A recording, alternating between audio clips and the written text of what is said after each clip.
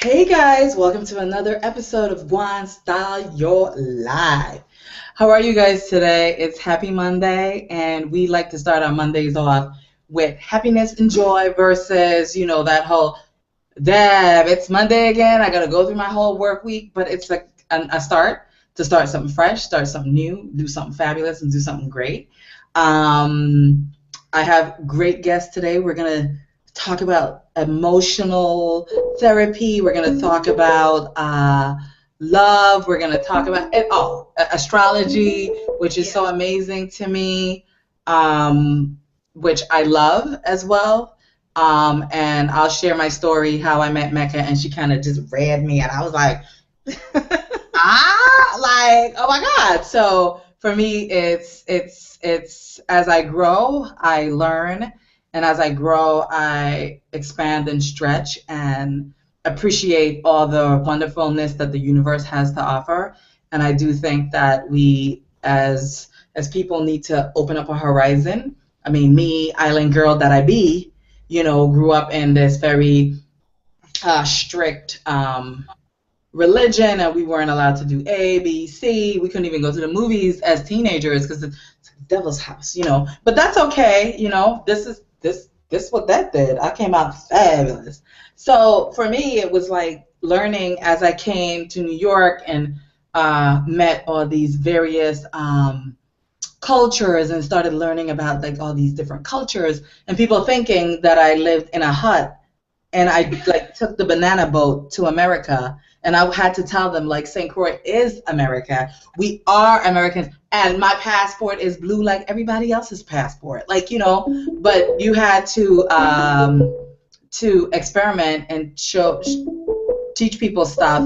I'm sorry about that noise. One of our guests is trying to get in, and I think he's doing it a different way than the normal way. So give me 2 seconds. Let me send him another request so that he knows this is the spot to come. And then I'll introduce you guys to... Oops, something happened. I don't know what that was.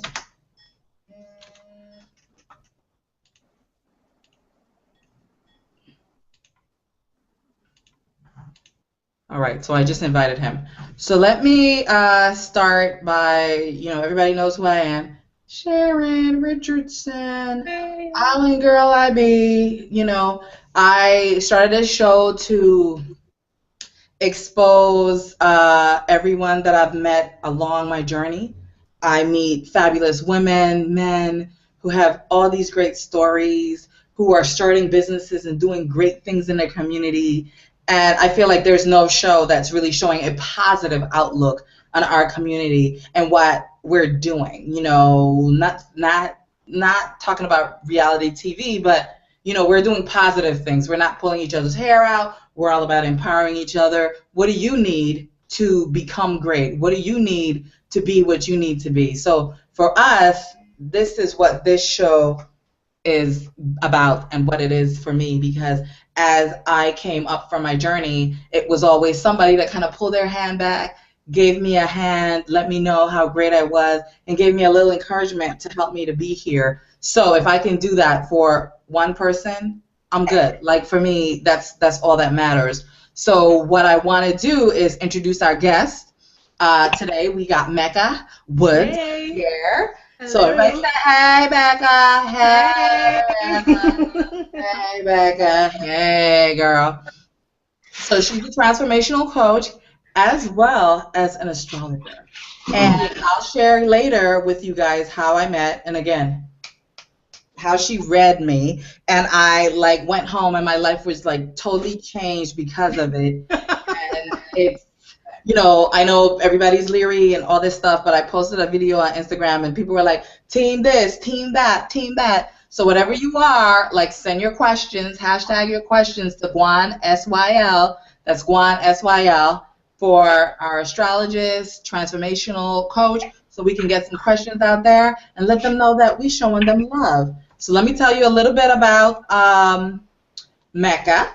So she's fueled by motherhood a 5-year background in social services and the wisdom of the stars, Mecca Woods is New York City-based astrologer and transformational coach, working to help others to claim and create a life they truly want. And that's all that I want to. Additionally, Mecca is an accomplished writer and filmmaker. That's something I didn't know. I'm so impressed when I read her profile. Her short film, A Little Bit of More, had been featured at Cannes Film Festival, Martha Vineyard's African American Film Festival, the New Voice in Black Cinema Film Festival, and was later licensed. Do you people know what that means? That's serious. It was licensed by Shorts TV for a 3-year deal. Producing pieces that promote social consciousness is what Mecca believes in. Mecca's creative background is also the cornerstone for her astrologic work.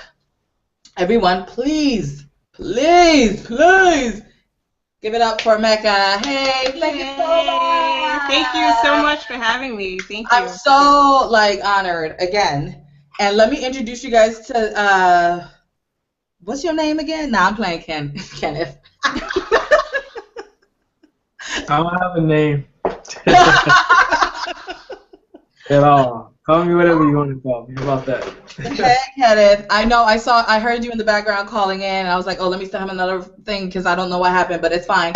I'm so glad that you're here. We're honored that you're here. We're happy, and we can't wait to get started. Let me read your bio so everybody gets the snippet of the fabulosity that you are, and then we could get right into asking questions because I do know that you had to leave like 8:20, so I want to make sure that I get all the juiciness of you, and then me and Mecca could just have convo one-on-one, you know? That works. Sounds good.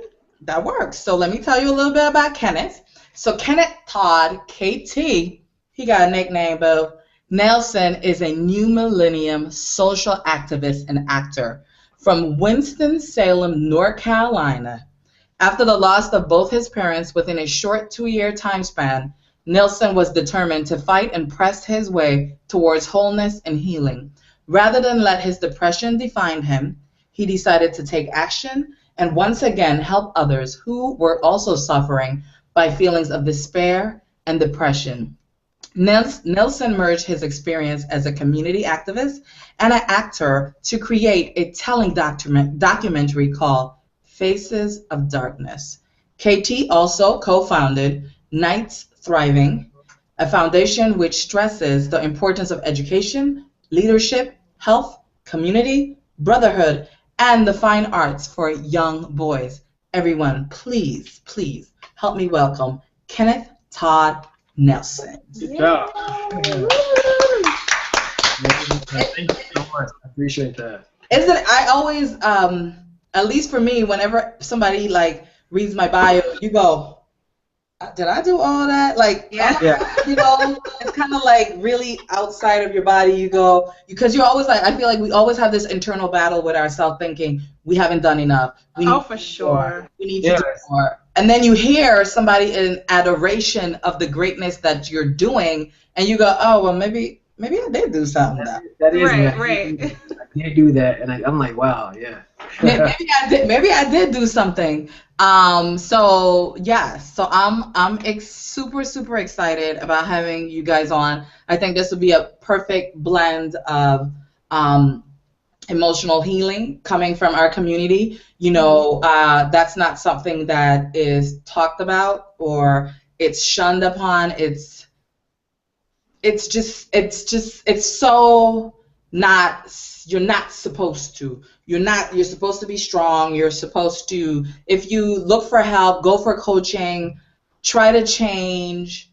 It's all, oh, you think you're better than me. You this.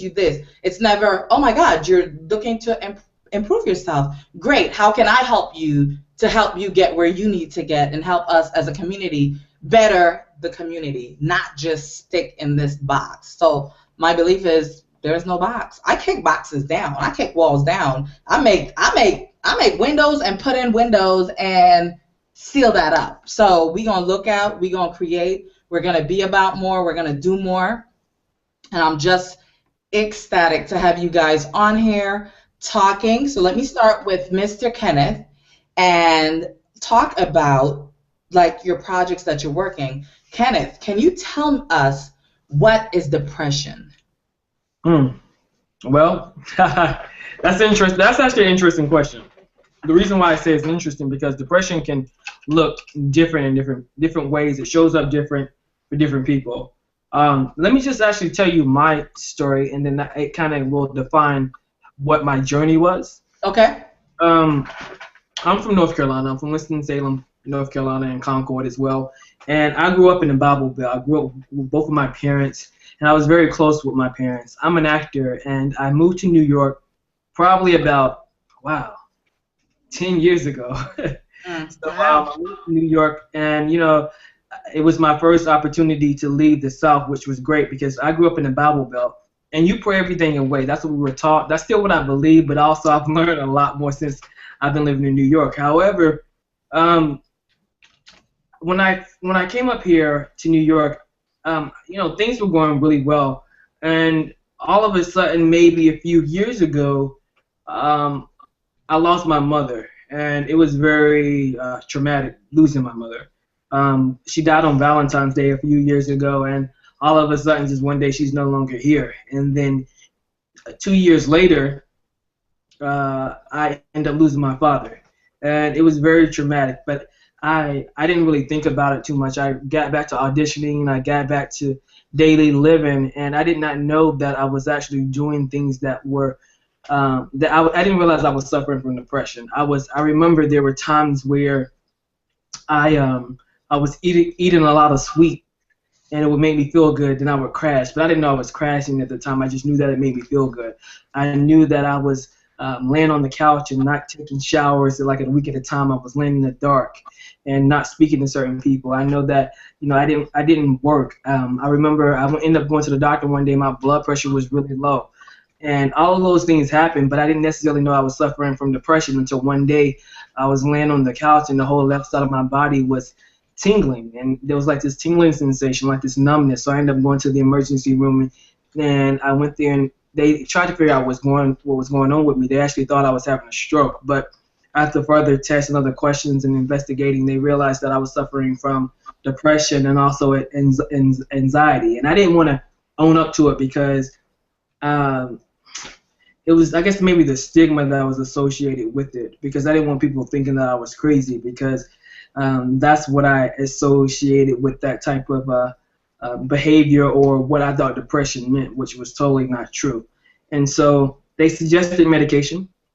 I didn't want to take it because I'm like, I don't want anyone not, thinking I'm right in the head and all of this. So I opted not to do it at that moment. But then things got really, really, really bad.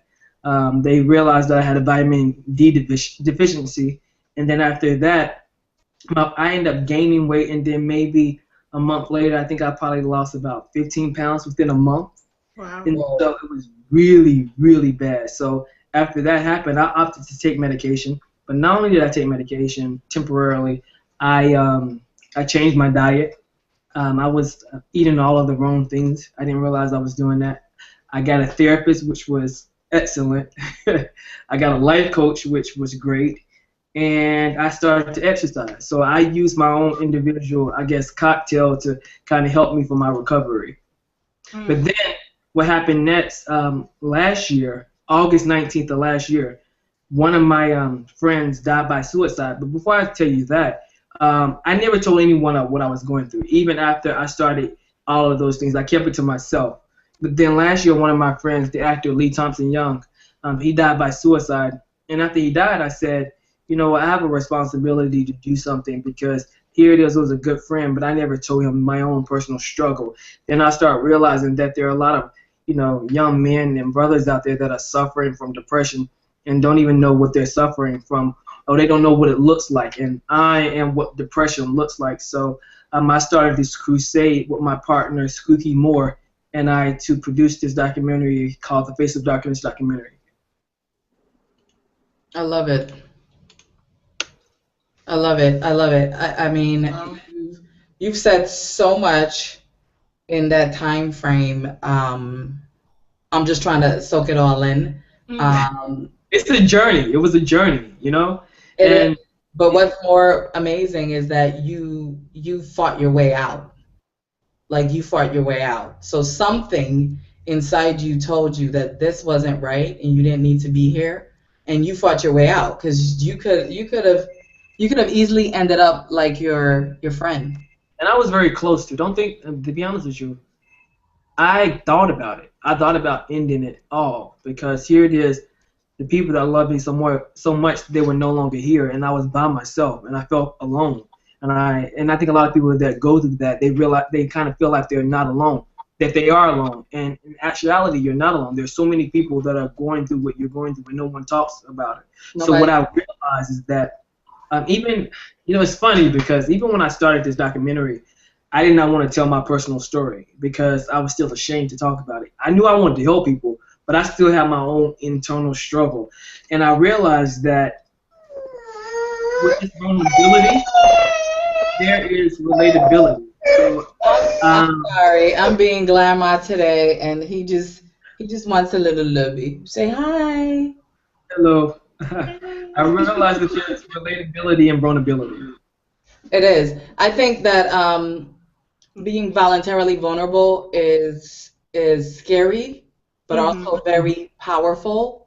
Oh, yeah. But you have to actually choose who you're going to be voluntarily vulnerable to, because if you give that right away to the wrong person, then while you're in your raw stage, they could either do more damage, or they can help you heal past the pain. And I think that I would even take it a step further, because my personal belief is when you're going through the fire, you don't really necessarily realize that you are going through the fire. You don't realize that you're emotionally so tapped out that you can't even consciously think of making a choice, because you're in that dark state. You don't even get it. Yeah, you're just there and not realizing you don't know what pain looks like. Right. Mm-hmm. You think that it's normal, and nobody knows to help you, because and we're live, and his mommy is here. Okay. Where's his Bobo? There it is. Okay.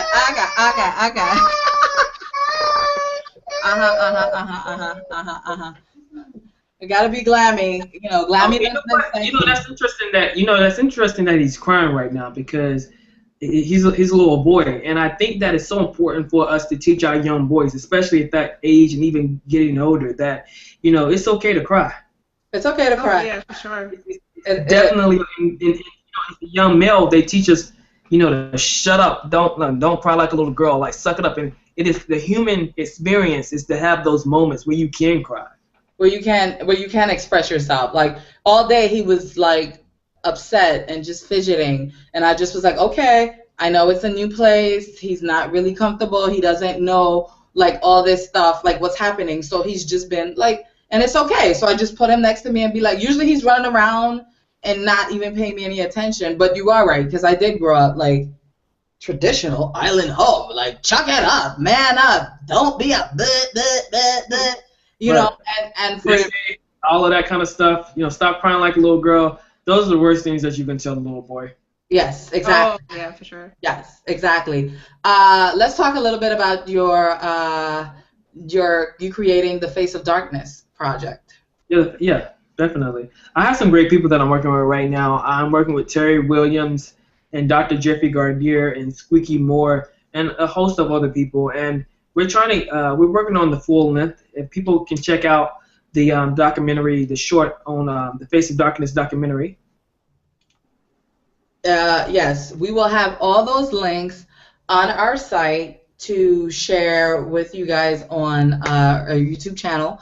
On the bottom of the videos to show you guys all the yummy things. I think Kenneth got kicked off a little bit. He'll be back, I'm sure, shortly. Let me send him another invite to make sure that he's back.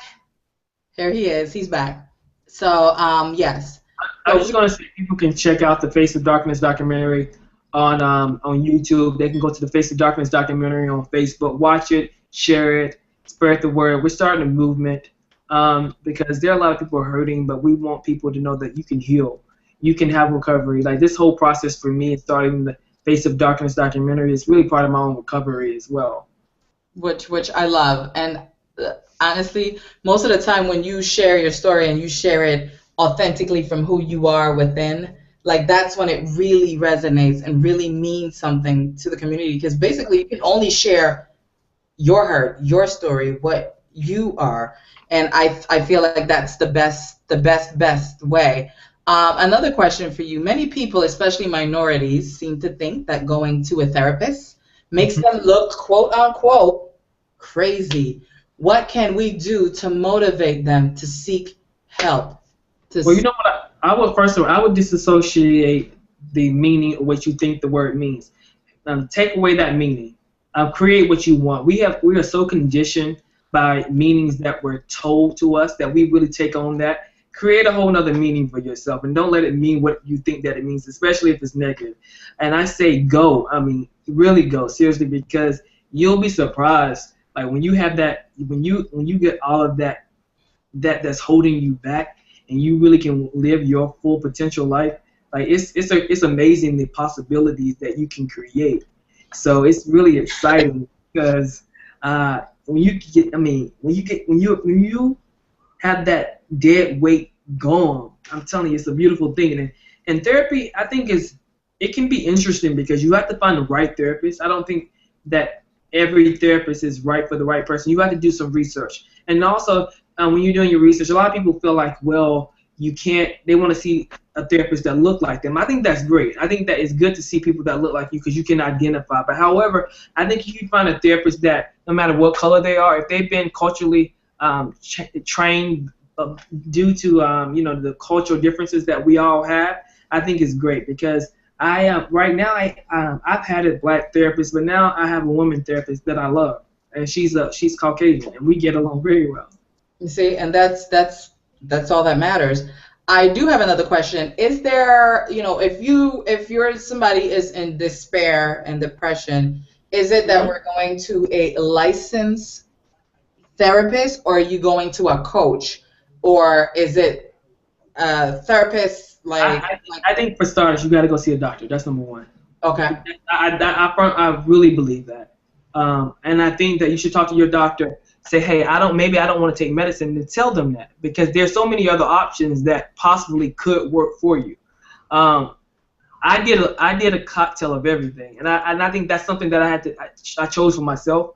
But I do have friends that opted not to take medicine. But I was in a really, really, really, really dark place, and I needed some help. So that's why I opted to take it. But I don't think medicine is for everybody, and I don't think medicine should be the first option as well. Okay. I definitely believe that. Mecca, would you like to chime in on this, on your thoughts? No, I think that Kenneth is very, very spot on in terms of what he is talking about in terms of like depression and how it can be very isolating. For someone that is going through it. And I think that in terms of our society and our culture, that for a long time there was a stigma that was attached to, seeking help or asking for help. And I think what I'm really glad to see is that now there's a lot more conversation and discussion and advocacy that's being done around mental health, that's making it less taboo, or giving people hope that that they can get help and that they aren't like some sort of like anomaly of some sort. You know what I mean? I got that. I definitely that. Kenneth? And I just want to say something before I leave. I think that it's so important that you just really need one person. You don't need a whole lot of people. Find that one person that you can talk to and have that conversation with. and open yourself up and really be truthful to them and tell them what's going on. Because, and not only that, I want to say to the people that are family members or relatives or friends, if you see something, say something, because sometimes when you're going through it, you can't see yourself from that perspective. So don't go for, never say depression. Don't say you're depressed, because that people are going, you start saying that, they just gonna push away. Say, hey, have you noticed that you've been a little different lately? Have you noticed any changes? Ask open-ended questions that will, so they can kind of open up a little more, so they can find that discovery that, so they can discover it. Because when you start pointing fingers, that's when people push away, and especially minorities, because it's just something that we've been taught. Conditioned. Mm-hmm. Conditioned. Yes, you kind of just do it. And not only that, and people all the time, how are you doing? People say fine, but most people are not fine. People ask all the time, well, how are you doing? But actually take the time out really to ask the person. If you ask them how they're doing, make sure that you have enough of time to listen to them, because that moment that you spend with them can really determine their next moment in life. Mm-hmm. I just have to sit with that. That was deep right there. That was deep. And it's true, because most of the time somebody say, how you doing? They still walking. They really just do it. I'm good, peace, Yeah. But Nobody really wants to hear, but if you stand and actually look and engage the person versus walking in the halls like, hey, how you doing, girl? Yeah. See you later type of thing. Yes, I totally understand that. Not only that, I feel like the people of color, what do? We all do. We all get haircuts. You go get your hair done. We all sit in the chairs at our beauty parlor. You guys go to the beauty shop. We go to our barbers, and we sit down. We tell them our stories. I mean, our barbers are really therapists to us. We tell them everything, They know everybody's business, and I really feel like there needs to be some type of program that are in place for especially barbers, because I feel like we tell them everything. You may not tell a doctor, but you'll tell your barber, So I wish there was like some type of program that's in place that that they can also have like some type of training where they can actually refer certain people. I'm serious. Here's a card. You need a real therapist. Here's a card, exactly. You need somebody that's really, really going to help you. I do want to thank you for hanging out. I think you stayed way past your time. That you allotted. That's my passion, but I'm going to catch a cat. I do appreciate it. So I guess tomorrow I'll see you at Billy's Black. 9 o'clock. Yeah, 9 o'clock. Yeah. All right. Perfect. Thank you so much, Kenneth. Take care, Kenneth. All right. All right. So we have. It's just, wasn't that amazing to talk? It was very good. Yeah. Oh my God. If you just think about it, because it really is just really hard. Are you good back there? Yeah. I just want to see his coat. His coat? Oh, it's in the closet. Out by the door. Sorry, doing grandma duty. Bye, boo boo. Bye, boo. Bye, boo. He just like leaving. He ain't even saying nothing to me. He just go like yeah, outside of the other closet. It's I wrote about my little stint with depression and just kind of coming out of reality in this month's, November, Pose magazine, and for me it was very therapeutic to actually write about it because my dad has terminal cancer, and I just kind of laid there for like 2 weeks. Didn't say anything, didn't talk to anybody. All I did was drink coffee, lay in the bed, came downstairs, laid on the couch, went back upstairs, and that was my thing. The TV would be on, and then at night would come, and I'd be like, what did I do? Like, I just couldn't fathom that, like my dad was that sick, and I didn't share it with anybody. And then finally one day, my cousin came over, and he was like, dude, you've been sitting there like for a week, and you ain't doing nothing. That's so not you. You good? I'm good. Another week went by, still didn't say anything. And then one of my doctor friends who knew, she came over, and I wouldn't open up the door, and she kicked the door down. She was like, let me in. And she made me go take a shower. She went and got food. She went and got wine. She said, listen, I cried, she cried. I prayed, she prayed. I screamed, she screamed. She was like, I'm not leaving here until you are okay. And that pulled me out from the darkness. And I'm still there because I'm still having to learn to deal with that. One day he won't be here, and one day that would be the possibility, and then that'll be something else. But what I did learn is that people will help if you raise your hand and say, yo, I just need somebody to hold my hand. I just need somebody to tell me that it's gonna be okay. I need somebody to hug me and cry with me.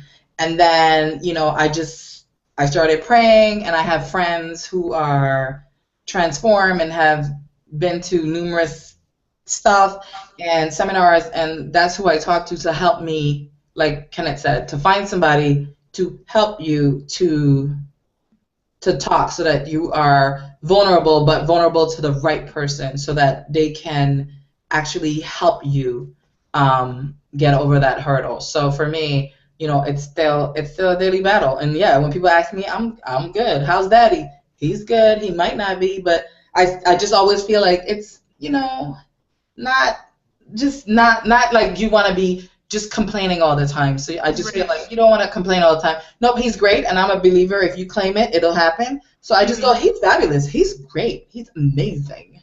And that's what's going to happen. That's what I believe. And so whatever the universe, God wants, when we get there, we'll get there. And I'll know that I have a support system in the background to hold me up when I can't hold myself up. And so I am not looking forward to that day, but I am grateful that I have that.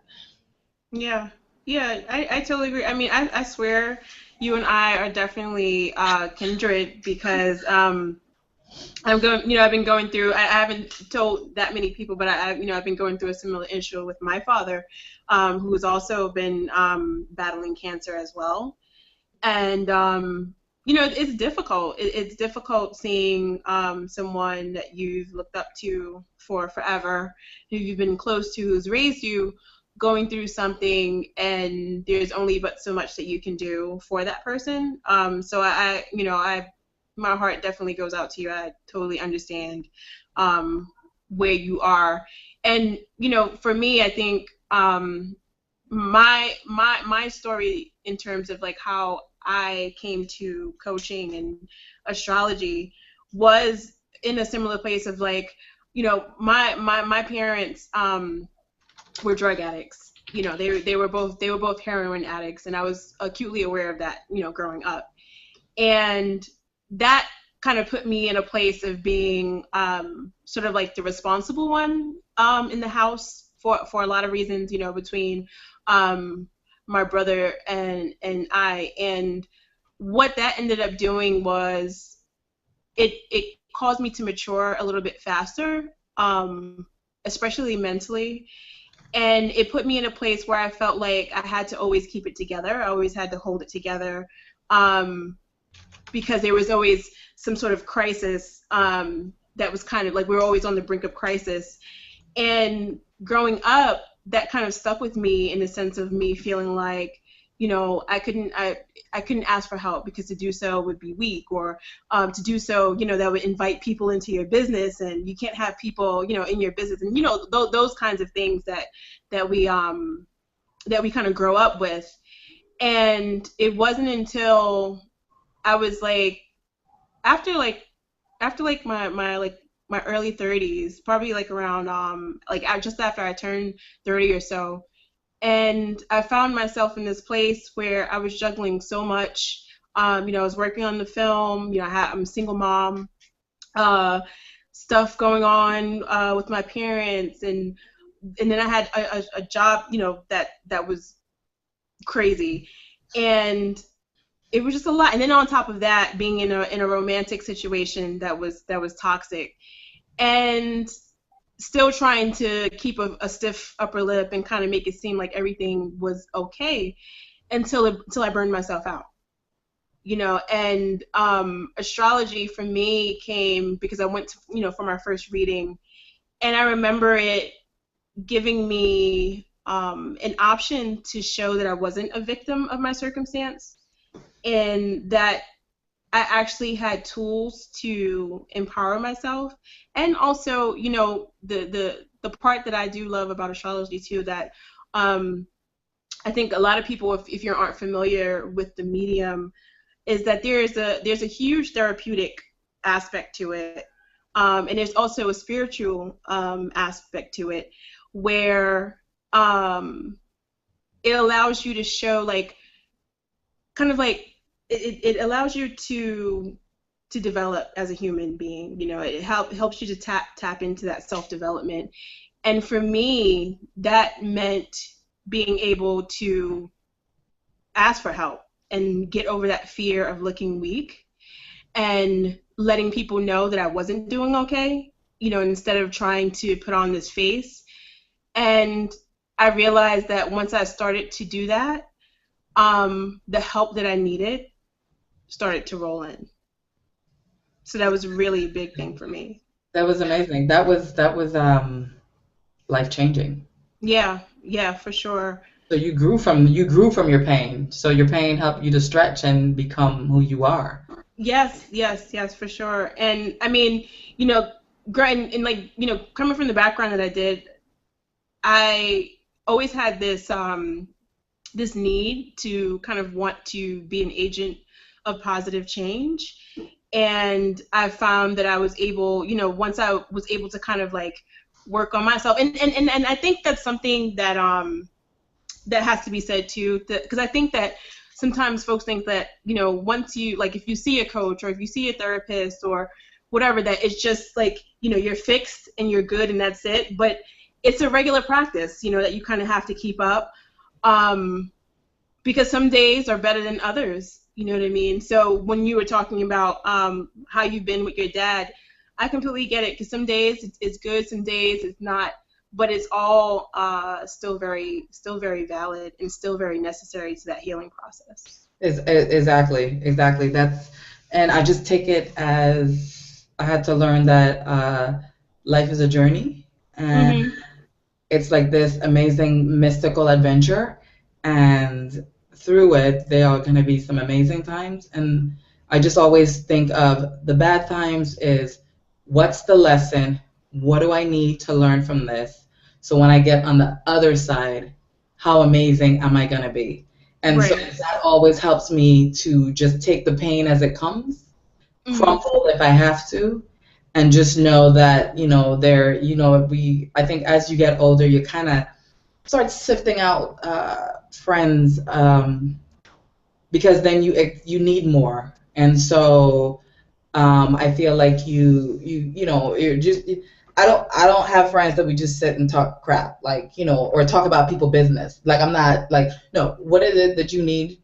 Where are you going? What, it's like about positivity. I mean, Right. it's when you're in your teens and 20s, this one thing, but as you get older, I feel like, and I'm like, I'm not sitting here talking about this crap. Like, I could be home drinking a glass of wine and watching like Scandal. What are you talking, like, girl, bye. Like, so I feel like for me, those are the key things. So I've definitely, I think, shifted in terms of who I need to be a great friend, and Mm-hmm. what I Mm-hmm. need from others for them to be great friends, and learn that we can't make it alone Oh, that's for sure. without them. So, I was a single mommy, and now my daughter is in law school, and that's where she just came from, and she needed Glammy to watch him while she's in law school. What? Yeah. Of course, honey. Of I course. know. Oh man. I mean, a support network is so priceless. You know, it really is. You can't. Like, when I went to college, I was a mom, and I couldn't do it at all without, like, my friends and her aunts helping, because you need help. It's just not gonna happen.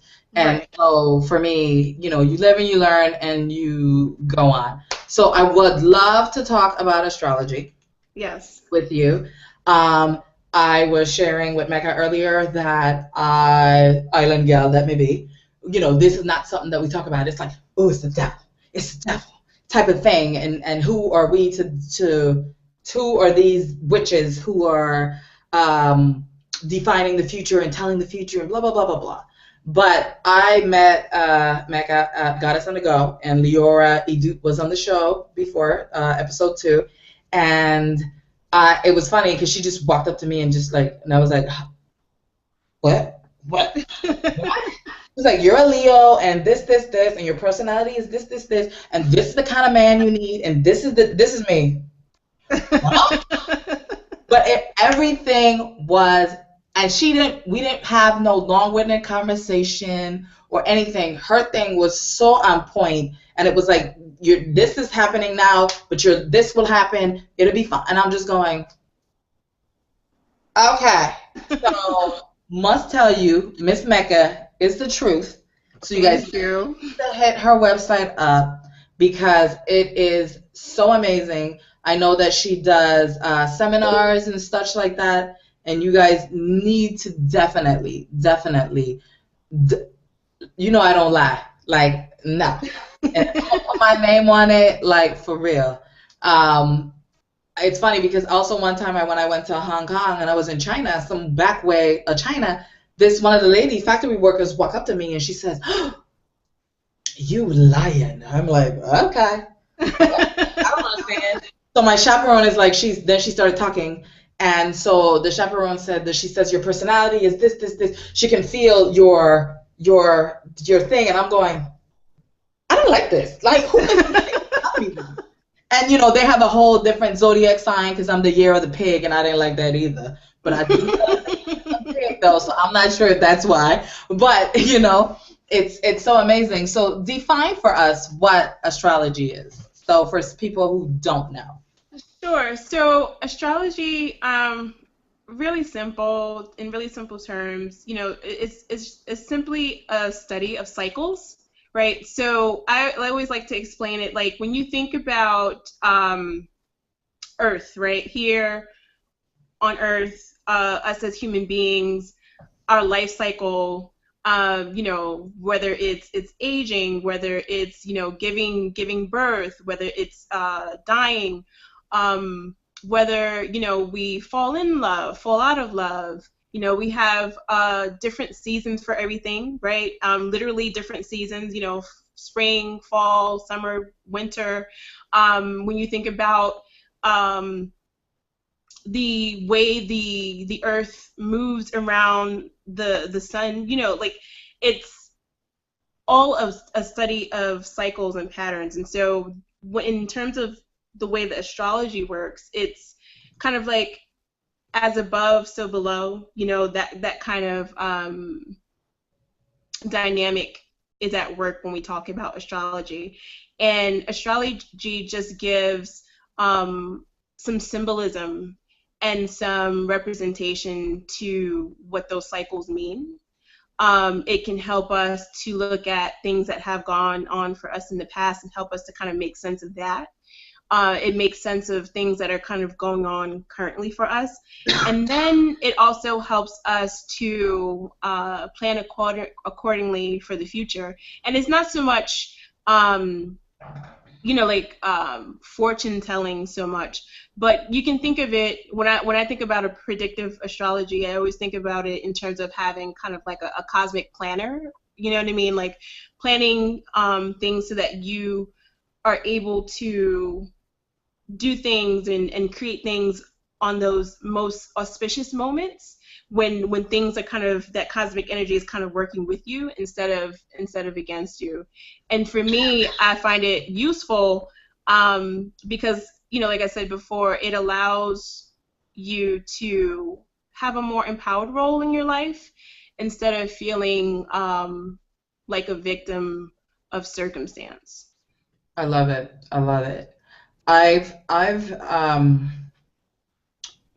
How accurate are those readings that we read in the book or in internet about like just rough zodiac sign things? Like today is going to be a rainy day and you're going to bump your toe. I mean, I don't know. Well, I always tell folks when it comes to like horoscopes, I mean, there's a certain accuracy, I would say, for the horoscopes that you know you might come across like in the newspaper or a magazine. One thing that I always do tell people is that, like, if you were to read horoscopes, it's really important to at least have your birth chart done at least once. And a birth chart, to explain what that is for folks that don't know, a birth chart is kind of like a snapshot, or like a Polaroid, if you will, of where the stars and the planets were aligned for you at the time that you were born. And where those planets are in that alignment kind of feeds into the way your soul or your personality expresses itself. And so that's where you'll come in, and you'll have someone who can be, let's say, for example, an Aries sun. So, like, when we ask you, well, what's your sign? And you say, well, I'm a Leo, I'm a Virgo, right? So that's where the sun was at the time that you were born. But there's a whole long list of other planets that were in various signs at that particular time that feed into who you are. So that's why it's always important to know, like, exactly what time you were born and where. So that way you can find out not just your sun sign, but we have a moon sign. And the moon sign has to do with, like, what we need to feel emotionally nourished or emotionally fed, as the moon has to do with emotions. And then we also have what we call a rising or an ascendant sign, which shows how we present ourselves to the world and how we want people to see us. And so when it comes to reading the horoscopes, it's something like, if you kind of like just want to know something really quick and kind of on the go kind of thing, if you want to know really quickly, like, what's coming up for the month, what things are going to be shaping up like, it's always good to read a horoscope for your sun sign and your rising sign to get a full picture. But to know, like, exactly what is uniquely coming up for you or what is uniquely going on with you, it's always good to have someone do your birth chart for you. All right, people, birth charts. I'm gonna need that because I didn't know about that, but that's like fabulous. That probably explains a lot about, like, why everybody keeps saying you're so extra. Maybe Twitter was somewhere, I don't know, but I don't care because I am happy. So yes. Whatever. Do you have any up and coming projects coming up? Yes, I do. So on December 5th, Friday, December 5th, I'm actually going to be teaching a workshop. I've been doing a few installments at Eve's Garden, which is a popular adult toy store here in the city. They're located in Midtown. And the two ladies that run the place, I love them. It's like, as soon as I met them, we had like a connection. And the cool thing about, astrologically speaking, is that one of them, Kim, is a Taurus, and the other, Michelle, is a Libra. And why that is significant is because Taurus and Libra are both ruled by the planet Venus, and Venus is all about seduction and love and sex and beauty. And so I was just like, yes, this is like, I mean, I'm such an astro geek, and so like I live for like going around and like talking to people about like what it is that they do, because it's like immediately like you can. Oh, okay, you're a Scorpio, so you work in finance, or you're a Virgo, so you're an editor. Like, it just makes sense. So I love it. But on Friday, I'm doing Love and Sex Under the Stars. This is actually, I think, the fourth installment that I'm doing there. But the way that I teach it, anyone, like, you can come in and absolutely know nothing about astrology and you'll be able to get something out of it. But basically, the gist of the workshop is basically teaching folks like sex positivity through astrology and sexual fulfillment through astrology, and showing like how having that, being fulfilled sexually or fulfilled in a relationship carries over to other things. So I'm really excited, and that's going to be on Friday, December 5th, starting at 6:30 at Eve's Garden. And Perfect. You can also get the information on my website too. Perfect. We will share those websites on our video, and if you want to say it right now, that'd be awesome. Sure. So you can find me at mylifecreated.com. Isn't that awesome? So you guys gotta go. I'm gonna look at my calendar because a girl can always use some tips. For sure. So like I'm like so there. And I told you guys that she read me like I don't know who she thinks she is type. But so because I'm a Leo, is that why I'm creative? Yes, yes, yes. That is a huge reason that, like Leo is the diva or the superstar of the zodiac. And creativity, self-expression, drama is all under Leo's realm. So yes, yes, I would say you are very much a textbook Leo, even down to your big hair. Are you? I didn't even know that. Are you serious? I'm so serious. Every Leo sun, or even Leo risings, Leo moons, big hair, they'll have, either like big out to here or long, flowing, like a long flowing mane. Yes, hair is something, it's fierce, yes. All right, so I don't let down. And it's funny because my mom's first 3 kids are Leos. Oh, And wow. 2 of us are very, like, she's the fourth, and my sister's the third. I'm the fourth, like 2 years apart. But then my other sister is like on the 13th. So her personality is very different from ours. She's a lot calmer. Okay. Then, like, we're always, me and my other sister, we're always like, what? Where you going? Huh? What? The other one, she could care less. She could just throw on a Crocus bag with a belt and be like, what are you guys fussing about? Like, it's clothes. It's not that serious. But the rest of us, we were just like, and my mom was like, the doctor was like, did you plan this? Wow. All 3 Leos. That's amazing. That's wow. Yes. Wow. Leos. So, poor daddy, but he'll be okay. Because I always hear that, like, from people, and they always say, or like, you're dating somebody, and be like, God, you're so emotional. You go from being, and then you're like, you got my feelings, and they're like, oh my God, I'm so.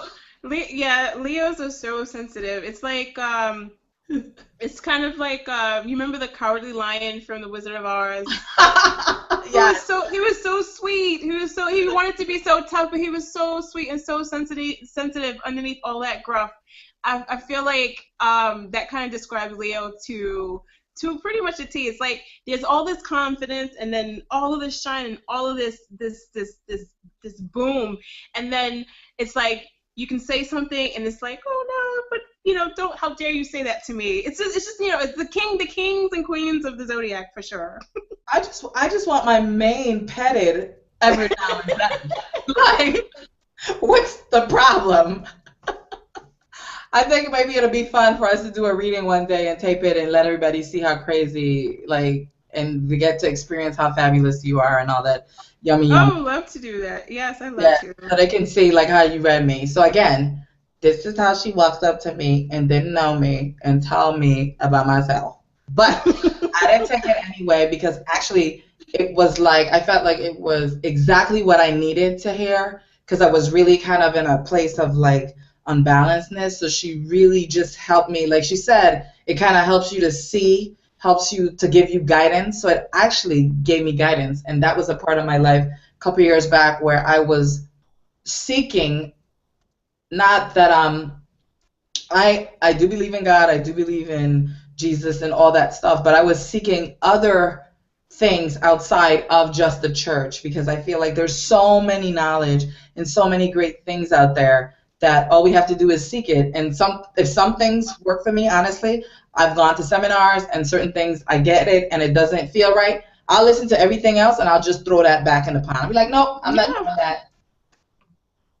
Yeah, I think that that's a perfect approach. I mean, I often approach life the same way. It's like if it's something that's useful and that resonates with me, I'll take it, and if it's something that doesn't, then then I'll just let it pass. So I think that I think that's a perfect approach.